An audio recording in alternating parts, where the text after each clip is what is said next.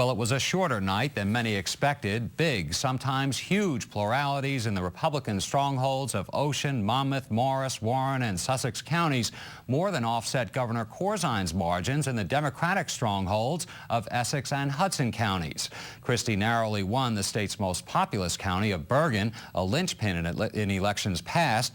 He even took Democrat-leaning Gloucester County. When the dust settled, the final returns in the governor's race looked like this. Chris Christie with 49%, John Corzine 45%, and independent Chris Daggett managed 6%. Now, senior political correspondent Michael Aron has last night's highlights. Hey, New Jersey, we did it. Christie didn't seem surprised at last night's outcome, but many observers were, especially the 4- to 5-point margin. The Republican thanked a number of people, including his teachers at Livingston High School, and said he wanted all New Jersey children to have as good a New Jersey life as he and other adults have had. We are in a crisis. The times are extraordinarily difficult, but I stand here tonight full of hope for our future, full of expectations and dreams, not just for my children, but for all the children of New Jersey. And Kim and I are going to get to work to make that happen starting tomorrow. The long campaign will seem easy, he said, compared to the tasks involved in governing this state at this time.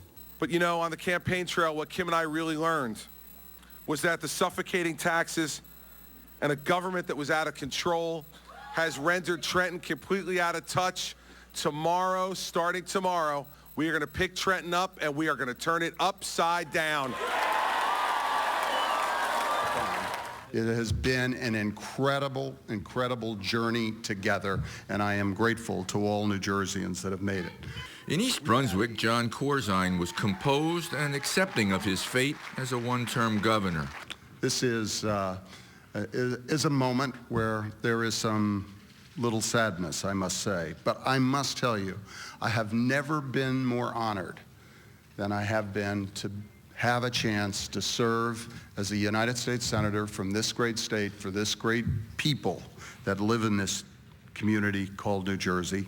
And to be the governor of this great state has been a joy that I could never, ever have imagined. Corzine said he is retiring from elected office, but not the larger fight. The people have chosen tonight.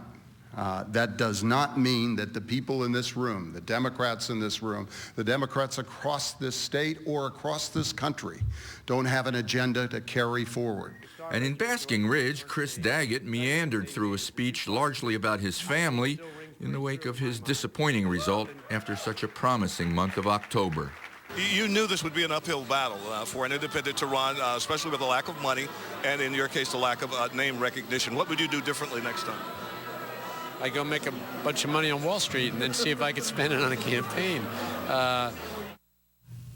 So Christie was right when he said last week that he was never more confident of victory than he was at the end of the race.